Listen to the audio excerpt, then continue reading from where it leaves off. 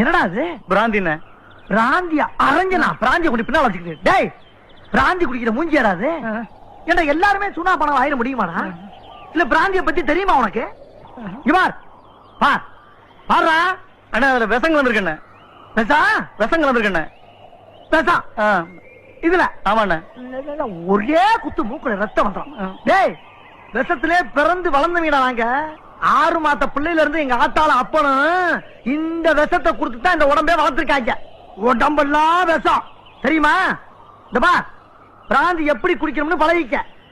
முதல்ல அப்படி பிடிச்சு அப்படியே கிட்டக்க கொண்டாந்து வச்சு. ஐயோ சொன்ன கேளுங்கண்ணே. வேணாண்ணே, அதுல விஷங்கள் வந்திருக்கண்ணே.